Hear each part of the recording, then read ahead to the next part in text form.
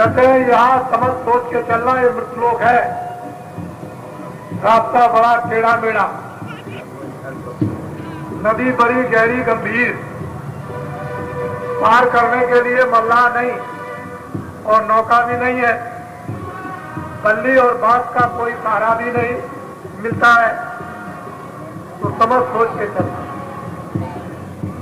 जरा सी तुम अचेत अवस्था लाए कि डूब गए। ये ऐसा रास्ता है फिसलने वाला कि चले जा रहे हो, जरा से गिर गए चले गए, फिर उठाने वाला कोई नहीं, रोते ही रह जाओगे, कोई आपको उठाएगा नहीं गड्ढे से। तो यहाँ तुम समझ सोच कर चलना है। बोलो। यह तो बड़ी अतिथि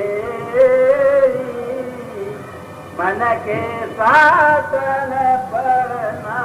कहते हैं ये बड़ा रास्ता टेढ़ा है, तुम इंद्रियों के दरवाजों पर बैठ करके मन के साथ चक्कर मत मारो, मन के इंद्रियों के दरवाजों से मन को थोड़ा सा हटा, तब काम बनेगा। मैं ये आपको सत्संग सुना रहा हूं, इसको बंद करो, कुछ और सुना दे। देखो ये सतयुग का एक ढंढोरा आपके सामने आया। मैं ये भली प्रकार से समझता हूं कि जो सतयुग का ढंढोरा पीछा जा रहा, जीवों को इसमें तनिक और जरा भी विश्वास नहीं। आज के कुछ दिन पहले हम कुछ और भी ढंढोरा पीट रहे थे, उस समय पर लोग बिल्कुल सामने खड़े होकर कहते थे कि जो भी आप बात कह रहे हो ये होने वाली नहीं। एक एक चीजों को बताया था, जितनी इस्तेमाल की चीजें हैं, कपड़ा हो, अनाज हो, चीनी हो, चावल हो, सोना हो, चांदी हो, पीतल हो, धातु हो, जितनी भी चीजें इस देश के अंदर, जब मैं उनके बारे में कहता था तो मेरे सामने लोग कहते थे कि मुझको आपका विश्वास नहीं और ये कुछ भी होने वाला नहीं। तो मैं उनसे यही कहता था कि आप अपने कागज पर दिल और दिमाग में नोट करके रखो, जब मेरी ये बातें कुछ समय के बाद पूरी हो जाए तो इसको सही मान लेना।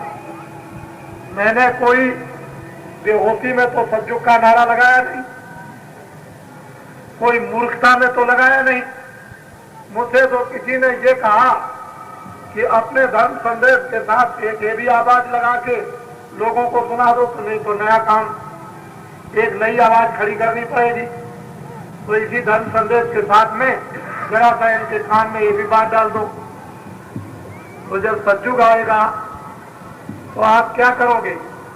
दिन में काम, शाम को बच्चों की सेवा, और उसके बाद सभी हिंदू मुसलमान बैठ के इबादत, भगवान का भजन और उस घाट की प्रार्थना लोग बैठ के करेंगे। जब सतयुग आएगा तो मकानों में ताला लगाने की कोई जरूरत नहीं, सभी लोग अपने अपने नियमानुकूल अपने अपने आश्रम और मानव धर्म का पालन करेंगे। और जल, पृथ्वी, अग्नि, वायु, आकाश, ये सभी देव और देवता जब आगे चलकर के संपूर्ण प्रसन्न हो जाएंगे तो समय समय पर उतनी वृष्टि, उतनी गर्मी, उतनी जाड़ा, इतनी आपको आवश्यकता होगी अपने मानव शरीर की रक्षा के लिए।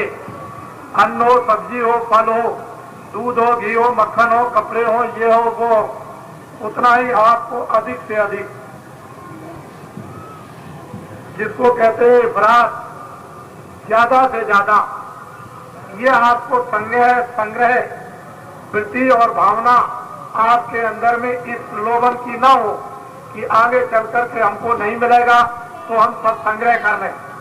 इतनी उदारता लोगों में होगी कि लोग अपना सब कुछ हंसी खुशी और प्रसन्नता के साथ दे दिया करेंगे और जरा भी उनका मन कलुषित और मैला नहीं होगा।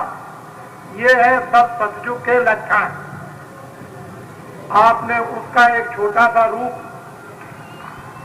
अभी इसी साल फरवरी के महीने में, एक महीने कलब बाद और 15 दिसंबर सन 78 से कार्य काशी में शुरू हो गया।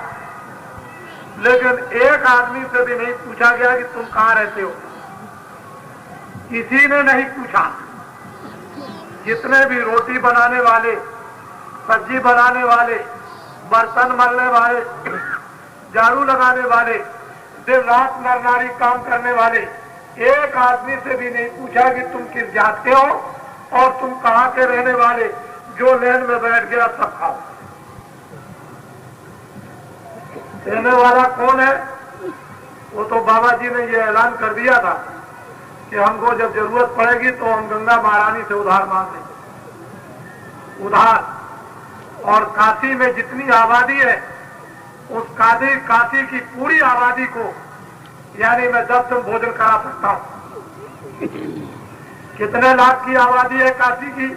12 लाख की आबादी। और ये बच्चियां, ये देवियां काशी में कितनी पहुंची थी कि ये देवियां इतनी काशी के उस गंगा तट रेती के मैदान पर थी कि 4 काशी बच जाती। 4 काशी, 4। 12 लाख की आबादी काशी की, इन देवियों से केवल एकमात्र 4 काशी बचती। इतनी देवियां उस रेतीले मैदान पर थी। तो आपको ये बात सोचना चाहिए कि किसी से नहीं पूछा कि तुम कौन हो। जब इनके लाखों चूल्हे जल रहे थे, उसके अतिरिक्त जो 2 करोड़ से ऊपर नर नारी थे, कोई भी कहीं से आया बैठ गया, वो भी खा लो। तुम कौन हो इससे कोई मतलब नहीं, आदमी होना चाहिए। तो आग वाला, अरे तुम आदमी की तो बात छोड़ दो, कुत्ते ऐसे चलते थे गिर जाते थे। कोई इधर गिर गया, कोई इधर गिरा, चल नहीं पाते थे। वो कुत्ते 2 महीने के अंदर ऐसे मोटे हो गए कि एक भी कुत्ता कहीं लड़ते हुए उस मैदान में नजर नहीं आया। और 500 कुत्ते उस मैदान में एक साथ खेलते थे। इसको कहते हैं सत्य। जानवरों को भी ये मानव का आनंद इस पेट भरने का मिलता है, उसका नाम है सत्य। आप लोग, सब लोग, समस्त राष्ट्र का प्राणी, समस्त जो भी इस देश में रहता है वो भारतवासी है। चाहे हिंदू हो, चाहे मुसलमान हो, चाहे ईसाई हो, वो इस वतन का है, भारत भूमि का है, धर्म और कर्म क्षेत्र भूमि का है। वो अपने को इसको कोई अलग न कुछ बनाए, यहाँ का रहने वाला कोई भी आदमी हो, इससे क्या मतलब। समस्त राष्ट्र अगर इस तरह की कल्पना करता है कि वास्तव में सारे देश में इस तरह का सुख व्याप्त हो जाए और हम लोगों को सबको ये कीर्ति प्राप्त हो, जब प्राप्त हो, तो आप क्यों नहीं करते हो? आपको सबको अवसर दिया, सबको मौका दिया जा रहा। तो ये सज्जुग के आने का बिगुल आपको अच्छा नहीं लगता, मैं जानता हूं, क्योंकि आप इतनी बुराइयों में फंस गए हो कि उन बुराइयों से इतने जर्जर हो गए और उन बुराइयों से इतने बुरे बुरे सुकाम किए कि आपको इतना डर, लज्जा और भय है कि सज्जुग के आने पर न मालूम क्या हो जाएगा। पता नहीं हम काट दिए जाएंगे, जला दिए जाएंगे, मार दिए जाएंगे, सड़ा दिए जाएंगे, क्या करेगा। लेकिन सज्जुग तो सबको आवाज करता है। अब अपने सज्जुग के आने के पहले अपने कर्मों से जल जाओ तो इसमें सज्जुग का तो दोष नहीं। इसमें कोई उसको तो बुरा नहीं कहना, उसके आने के पहले ही तुम्हारा सफाया हो जाए तो सज्जुग की इसमें क्या बात है। लेकिन सज्जुग एक समय और एक देवता है। ये बात आपको अच्छी नहीं लगती है भारत के राष्ट्र के लोगों को, लेकिन मैं तो ये समझता हूं कि जब ये बातें लोगों को सुनाया करता हूं तो मुसलमान बहुत गौर और जहन से सुनते और मजहब के नाम पर एक भी शब्द इस जबान से नहीं निकालते। उन्हीं की किताबों में लिखा है कि 14वीं सदी का अंत आएगा सज्जुग के आने के पहले। उस समय जब समाप्त होगा तो तुरंत एक कोहराम मचेगा, कोलाहल होगा, हाहाकार मचेगा। उसी समय पर एक महात्मा, एक फकीर खुदा भगवान का संदेश लेकर इस जमीन पर उतरेगा और सारे इंसान और मनुष्यों को उस सतयुग के आने का, यानी भगवान का वो संदेश, खुदा का पैगाम सुनाएगा। यह किताबों में जब जब हो धर्म की हानि, 12 असुर महाअभिमानी तब तब प्रभु धर मानव शरीरा, मनुष्य शरीरा, मनुष्य रूपी मकान में वो विशुद्ध निर्मल सख्तदायक ज्ञानी वो आत्मा आएगी और भगवान का संदेश सुनाएगी। और वो संदेश ये होगा कि धर्म की स्थापना जुगे जुगे समय समय पर होती आई और उसी धर्म की स्थापना का संदेश सतयुग के आने का आपको किया जा रहा कि जब सतयुग आएगा तो धर्म की स्थापना भारत में हो जाएगी।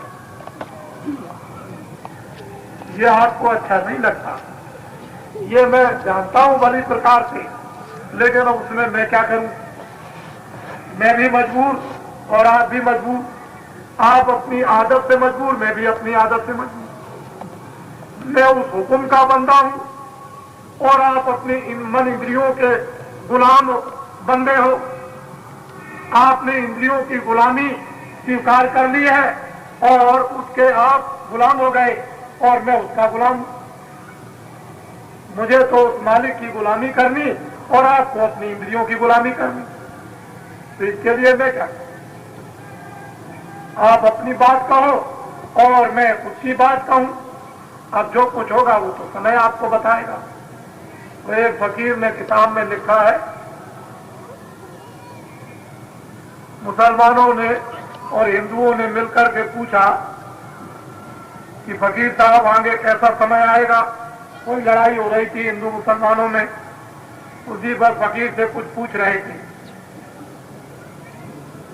तो उन्होंने कहा कि देखो हिंदू मुसलमानों, अभी तो 300 बरस मुसलमानों का राज रहेगा।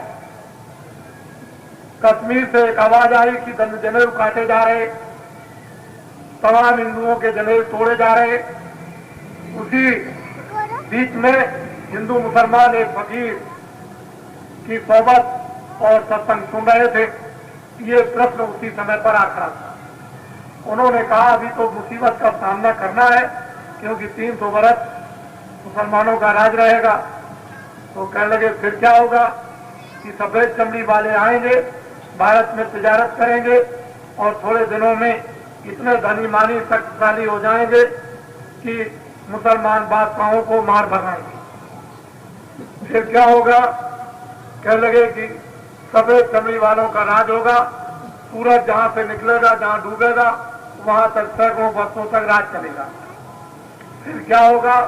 कहने लगे एक कौमी आवाज उठेगी, उसमें नेता और लीडर पैदा होंगे और तमाम जमहूरियत नेता और लीडरों का साथ देगी और सफेद चमड़ी वालों को मार भगाएगी। 300 बरस पहले उस फकीर ने ये कलाम अपनी उन किताबों में लिखा। फिर क्या होगा? ये जमहूरियत यानी जनता नेता और लीडरों को एक समय के लिए भगवान की तरह से मानेगी और बड़ी इज्जत करेगी। जब नेता और लीडर अपने वसूल से गिर जाएंगे और पल पर बात को बदल देंगे तो जमहूरियत का विश्वास नेता और लीडरों से खत्म हो जाएगा। और फिर क्या होगा कि थोड़े दिनों के बाद लोगों को एक धार्मिक सूरज निकलता हुआ दिखाई देगा। लोगों को एक रोशनी मिलती जाएगी, एक सहारा मिलता जाएगा, एक शांति मिलती जाएगी, कष्ट दूर होते जाएंगे, धीरे धीरे धीरे धीरे सुख की तरफ चलेंगे। एक नया पैगाम, एक नया संदेश सुनने को मिलेगा। ये उस फकीर ने उस समय पर लिखा, 350 वर्ष पहले, लगभग तुलसीदास जी के करीब करीब समय था। और उन्होंने भी कुछ लिख दिया, दूसरे फकीरों ने भी लिखा और हिंदू महात्माओं ने भी लिख दिया। लेकिन हम लोग, अरे इन बातों से हमको क्या मतलब, हम इन पर विश्वास नहीं करते। आप मत कीजिए, आपसे हाथ कौन जोड़ता है? वो तो उसका डंडा ही आपको विश्वास करा लेगा। बाबा जी कुछ नहीं, वो तो कुदरत का डंडा है, वो तो वही आपको विश्वास करा देगा।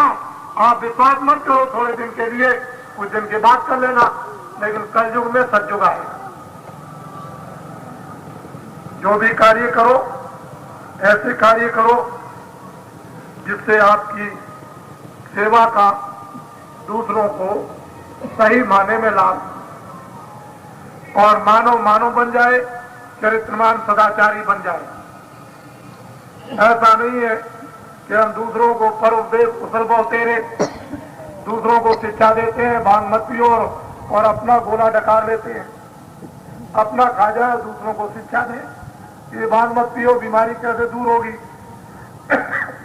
दूसरों से कहें कि आप शराब मत पियो और खुद बोतल चढ़ा जाए, खुद चोरी करें दूसरों को नसीहत दें, चोरी कैसे छूटेगी। स्वयं डकैती डालोगे, दूसरों को कहोगे डकैती डालोगे तो सजा मिलेगी। तो कुदरत के कुछ ऐसे नियम हैं कि करते रहो। आप तो समझते हो हम सबको धोखा देते हैं और एक दिन वही आकर के खड़ा हो जाए, फिर वो सजा आपको मिल जाएगी। कुदरत के नियम कुछ अजीब और गरीब। यह रहस्य वो जग जाने जो जिसका मिलाप उससे हो जाए, उस रहस्य को वो जानता। ऐसे अजीब और गरीब उसके कुदरत के विधान और नियम है, हम लोग नहीं समझ पाते हैं। तो कुछ ऐसा काम करो कि जो मुझ में गुण हो दूसरों को दे दो और अपने अवगुणों को छोड़ दो, तो काम धीरे से बन जाएगा। लेकिन दूसरों को शिक्षा देते हो और आप गड्ढे में गिरते हो तो कैसे काम होगा, बहुत मुश्किल की बात। तो ये जन समुदाय है, उसके सामने एक समझ। आज ये जयपुर शहर 15 तारीख दोनों बातें हैं, आजादी का दिवस भी है, स्वतंत्रता दिवस, और इधर में आपके जन्माष्टमी का भी। वैसे बहुत कुछ लोगों ने कल भी मना ली थी, कुछ लोगों ने 15 तारीख को मनाई, कुछ छोटी बड़ी दिवाली आगे पीछे मना लूं। ऐसे ही जन्म दिवस या रामनवमी आगे पीछे मनाते, कुछ पहले साधु मना लेते हैं, बाद में गृहस्थ मनाते हैं। इस तरह का अपना अपना धंधा बना रखा। लेकिन जन्म दिवस तो एक ही घड़ी और एक ही समय हुआ था। अपनी अपनी सुविधा के अनुसार दिन को बांट दिया, आज तुम्हारा और कल मेरा। तो किसी ने कल कर लिया, किसी आज ये भी दिवस है और वो भी दिवस, राष्ट्र का भी दिवस है और एक धर्म का भी दिवस है। तो ये जयपुर रामलीला मैदान है, यहाँ तो राम का एक स्वप्न था। इस स्थान पर जब क्वार का महीना आता है तो दिखाया जाता है, बताया जाता है। उसी स्थान पर आज ये जन्माष्टमी का एक शुभ संदेश लोगों को सुनाया जा रहा कि 5 तत्वों में जीवात्मा 8 गांठों में बंधी हुई है, इसलिए उसको जन्माष्टमी कहते हैं। रजोगुण, तमोगुण, सतोगुण 3 तो ये है, और जल, पृथ्वी, अग्नि, वायु, आकाश, इन 8 रस्सियों में जीवात्मा की गांठ बंधी। अगर कोई आदमी इन 8 रस्सियों से छोड़ ले जीवात्मा को, तो छोड़त गिरंत पाओ जो कोई, तब यह जीव किरारत हुई। इस जीवात्मा का जन्म जभी होगा और जन्माष्टमी उसी दिन पूरी हो जाएगी जिस दिन 5 तत्व और 3 गुणों से जीवात्मा खोल ली जाएगी। उस दिन सच्चा जन्म जन्माष्टमी का इन जीवात्माओं का होगा। तो वो आज आपको संदेश सुनने को मिल रहा है। इसलिए बाबा जी का जो संदेश है वो आपसे विनीत प्रार्थना है कि आप लोग शराब पीना छोड़ दें, ताड़ी पीना छोड़ दें, मांस, मछली, अंडा खाना हिंदू, मुसलमान, ईसाई छोड़ दें, चोरी, डकैती, कत्ल सभी लोग मानव मात्र इसको छोड़ दें। और क्या छोड़ दें? कोई आंदोलन, कोई हड़ताल, कोई तोड़फोड़ मत करो। दिन में काम, शाम को बच्चों की सेवा, उसके बाद भगवान का यानी खुदा की इबादत घर में या मस्जिद मंदिर में बैठ के करो। सारी दुनिया की मानवता, इंसानियत की ये तमाम बदनीयती और खराबी, झंझट और झगड़े सब के सब इन 3 कामों के करने पर खत्म हो जाएंगे।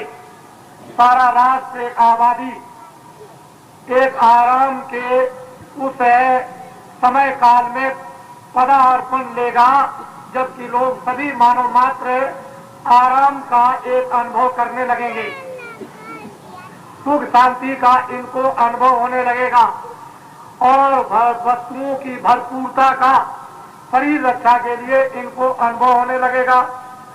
1.5 साल के अंदर पहला एक देवता अयोध्या में सन 77 में मई के महीने में प्रसन्न किया और दूसरा 33 करोड़ देवता 78, 25 से लेकर और 5 तक यानी अहमदाबाद में प्रसन्न किए और काशी जी में शिव जी को प्रसन्न किया। और पहले से बताया आपको कि चावल और गन्ना इतना पैदा होगा जो अभी तक 30 साल में नहीं हुआ, अनाज इतना पैदा होगा जो 30 साल में नहीं हुआ। और जब काशी में कार्यक्रम हो गया तो आपको बताया कि अब की बार इतना अनाज पैदा होगा जो अभी तक कभी नहीं हुआ। 1.5 साल के अंदर देश के अंदर अनाज के कुठार गोदाम तो भरे हुए हैं, लेकिन कितना लाखों टन जगह जगह पर बाहर रखा हुआ है, जिसके उड़ाने के लिए सरकार के पास तिरपाल भी नहीं। मैंने अपनी आंखों से पंजाब में, उत्तर प्रदेश में यानी खुले बोरे भीगते हुए देखा। इतना अनाज और उस अनाज देवता की आंख को जरा भी कदर नहीं, न उन अधिकारियों को कदर है जो वहां के जिम्मेदार, और न सरकार को इसकी कदर है कि तिरपाल दे सकते हैं। और अन्न क्या है? देवता। जो अन्न देवता को पैरों से ठुकराते हैं वो दाने दाने को मोहताज उनको देखना पड़ता। 30 साल के उस समय काल में ये बता दिया गया था कि अनाज नहीं मिलेगा, आबादी को घटा करके 40 करोड़ करना है। चाहे स्त्रियां मर जाए, चाहे बुढ़े मर जाए, चाहे जवान मर जाए, चाहे गर्भ में मर जाए और चाहे कैसे भी मर जाए, चाहे जहर खा के मर जाए, चाहे बिना अन्न के मर जाए, मुझे तो 60 करोड़ की आबादी से 40 करोड़ करना। ये पैगाम टिक गया था, ढंढोरा बच गया था कि आबादी हम बर्दाश्त नहीं कर सकते हैं। बाबा जी ने कहा कि आप ये अत्याचार और हत्या का काम मत करो, ये पातक लग जाएगा तो आपका ये सनातन, ये ग्रस्त आश्रम और जुग जुग आत्मा ये ध्वस्त हो जाएगी और अधोगति को प्राप्त हो जाएगी। ऐसा काम मत करो, आप बाबा जी की बात को मान लो। हम जल्दी से देवताओं को प्रसन्न करते हैं और 1 अरब की आबादी हो जाए, लेकिन एक भी आदमी भूखों नहीं मरेगा, पर बाबा जी की बात को मानना पड़ेगा। और क्या मानना है? आपको शराब नहीं पीना, ताड़ी नहीं पीना, मांस मछली अंडे नहीं खाना, कोई चोरी और डकैती नहीं करना और आंदोलन हड़ताल तोड़फोड़ नहीं करना। दिन में काम करो, शाम को बच्चों की सेवा करो और जितने कपड़े पहनना चाहो पहनो और 100 बार खाना चाहो खाओ और मकानों में रहो और कोई कमी नहीं होगी, लेकिन बाबा जी की बात मान लो। इसमें तुम्हारा नुकसान क्या कि कपड़े भी मिले, इफरात भोजन भी मिले, सब्जी फल भी मिले, दूध मक्खन भी मिले, रहने को मकान भी मिले, 1 अरब की आबादी हो जाए और फिर समय समय पर पानी, जाड़ा, गर्मी आपको मिले, तो आपको और क्या चाहिए? लेकिन बुरे दिन देखना चाहते हो तो मैं क्या करूं? मैंने तो 1.5 साल में ढंढोरा पीट करके आपके सामने रख दिया कि देख लीजिए ये हो गया। और इतने कहने पर भी रेडियो अखबार नहीं बोल रहे थे। फिर मैंने ये कहना शुरू किया कि मैं आपसे बुला ही लूंगा, देखे कैसे नहीं आप बोलते हैं। तो अंत में जाकर जब इतना ढंढोरा पीटा कि सारे देश में जन जन में आवाज पहुंच जाएगी, तब रेडियो बोला, तब उसकी जान निकली, एक सांस निकली और उसमें से आवाज आई कि हाँ, इतना अनाज पैदा हो गया है जो अभी तक कभी नहीं हुआ। बस रोज रोज वो भी नहीं बोलता, वो भी रोज रोज नहीं कहता, क्योंकि बाबा जी की बात सिद्ध हो जाएगी। चलो एक बार कह दिया तो हो गया। अरे भाई, बाबा जी की बात क्या थी? तो राष्ट्र की बात थी, ये तो मानव की बात थी जिसके लिए चिल्ला रहे थे। अब तो कोई जबरदस्ती नहीं हो रही नस काटने की, कोई गर्भ नहीं गिराए जा रहे, कोई आपको सताया नहीं जा रहा। और इतने के ऊपर में किसी अनाज की कमी नहीं। बाजार में जाओ, चावल ले आओ, सब्जी ले आओ, चीनी ले आओ, गुड़ ले आओ, ये ले आओ, वो ले आओ। अब ये बात अलग है कि आप कहोगे महंगाई हो गई, तो अब इसके लिए मैं क्या करूं, आपस में लड़ोगे, समय सेवा का लड़ने में जाएगा, बद इंतजामी हो जाएगी, तो लोग घात लगाए बैठे हुए हैं कि जल्दी से रातों रात 1 लाख का 1 करोड़ कमा ले। तो ये तो अपना अपना दांव लगा रहे, लेकिन ये भी पाप, जो जनता जनार्दन को धोखा देते हैं उनको भी समय आने पर सजा मिलेगी, वो भी नहीं बच सकते। ये वही बाबा जी हैं जिन्होंने मंच पर खड़े होकर के जगह जगह कहा था कि अंग्रेज जाएंगे, जिम्मेदार जाएंगे, जागीरदार जाएंगे और किसानों के खेतों का परिवर्तन हो जाएगा। ये सब कुछ आपको देखने को मिला। और ये बाबा जी वही है कि इंसानों की नस्ल काटी जाएगी और इनका कचूमर निकल जाएगा। आप तो मानते नहीं थे, लेकिन फिर देवताओं से यानी 2 बरस की मोहलत मांगी। आप 2 बरस की मोहलत मिली है, इसी में अपने को समझ जाइए। और 2 बरस मोहलत में नहीं समझते हो तो आप जाने, आपका काम जानो। बाबा जी ने तो आपकी तरफ से मोहलत मिल ली। अब ज्यादा करो या कम करो या बिल्कुल छोड़ दो, ये आपका अधिकार है। इसलिए जो बातें हैं देश की, मानव की, समाज की, आत्मा की और धर्म की और कर्म की और न्याय की और प्रेम की और सत्य की और मोहब्बत की और लोगों के एक दूसरे सेवा और सत्कार की और आदर की और इज्जत की, उसको तो मान लीजिए आप। बाबा जी ने कौन सा पाठ बुरा पढ़ा दिया? तो ये साधारण शिक्षाएं हैं। कलयुग में सतयुग आ गया, हम कुछ नहीं जानते। तुम जमीन से उतर के आओ, काले बन के दर्शन दो, हमें इससे कोई मतलब नहीं। उतर के आएगा, आप लोग उसकी स्वागत तैयारियां करें। देखो बच्चे बच्चियों, अभी से अपने अपने बच्चों के लिए, छोटे छोटे बच्चों के लिए अभी से चूड़ीदार पैजामा, उसमें ज्यादा कपड़ा नहीं मिलेगा। 12 साल के नीचे बच्चे और बच्चियों के लिए चूड़ीदार पैजामा, जो ऐसे चूड़ी ऐसे मोड़ दी जाती है, चूड़ीदार बच्चों के लिए पैजामा और एक एक कुर्ता बना करके रखो। समझ रहे हो? सुन रहे हैं कि नहीं? छोटे छोटे बच्चों के लिए 12 बरस से नीचे चूड़ीदार पैजामा और कुर्ता उनकी साइज का बनाकर रखो। उसकी हमें बहुत बड़ी जरूरत पड़ेगी हमारे देवताओं को। इसलिए अच्छी तरह से सिलकर सफेद कपड़ा होना चाहिए, काला और वैसा नहीं, नीला पीला। और बच्चों को ये पगड़ी गुलाबी बांधी जाएगी और वो दिन और तारीख अभी थोड़े दिनों के बाद आपको बता दी जाएगी।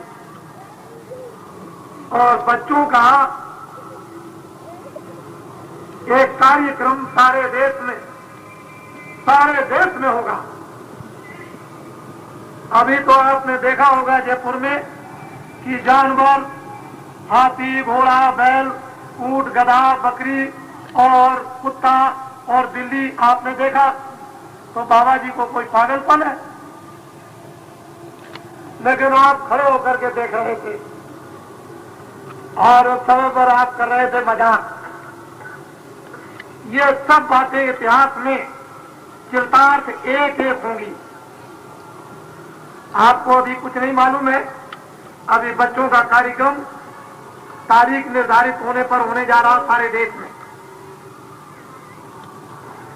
अब क्या होगा उन बच्चों के द्वारा, क्या कहलाया जाएगा, क्या शिव जी उन बच्चों से बच्चियों से कहलाएंगे?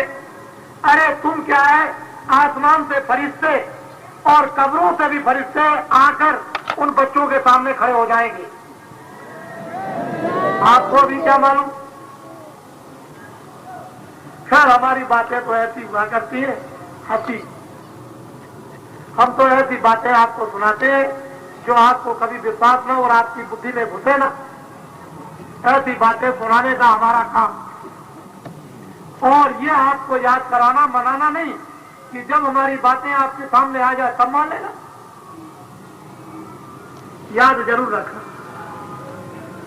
इसलिए बच्चे बच्चियां सब नर नारी, आप और जो लोग ये कहते हैं बाबा जी, बहुत से लोग कहा करते हैं दुकानों पर चाय की, होटलों की दुकानों पर या कहीं बस स्टेशन या ट्रेन के स्टेशन पर क्या कहते हैं, बाबा जी तो अमेरिका चले गए और बाबा जी जेल में बंद हो गए। लोगों को आप बरगलाना चाहते हैं, आप लोगों को धोखा देना चाहते हैं, इसकी भी सजा आपको मिलेगी। आप ऐसा मत सोचें, नहीं असत्य संपातक कुंजा, असत्यता के समान यानी पातक दूसरा नहीं होता, उसकी भी सजा आपको मिलेगी, क्योंकि आप बरगलाते हैं, धोखा देते हैं। चंद जो है ये मिट्टी के वो जो घड़ा होता है उसके चंद पैसों पर, मिट्टी के घड़े के पैसे हैं, है उसमें कुछ नहीं, उसके लिए आप धोखा देते हो, तो ये भी बात आपकी सिद्ध नहीं होगी, ये भी बिल्कुल एकदम से आपकी झूठी हो जाएगी और समय तो आपको सब कुछ बताएगा, तो दिखाएगा। नवंबर तक 2 करोड़ पुरुषों के मस्तक पर आपको पगड़ी हर प्रांतों में दिखाई देगी और थोड़े दिनों के बाद, कुछ और समय के बाद और पगड़ी दिखाई देगी। मूल नर नारी 10 करोड़ हो जाएंगे 31 मार्च 80 के अंत समय तक, और इनके माँ बाप के 4 बच्चे 20 करोड़, ये 10 और 20 30, और आगे पानी में कूदाने की परीक्षा, और इनको एक आदेश, उसी समय पर इनको एक ज्ञान प्राप्त होगा, लौकिक और पारलौकिक, और एक के ऊपर एक, एक के ऊपर एक, बिना तनख्वाह के एक के ऊपर एक मास्टर अध्यापक ज्ञान देने के लिए एक के ऊपर एक। आबादी कितनी है तो रात को सोचना, मैं इसको नहीं बताता हूं। बोलो जय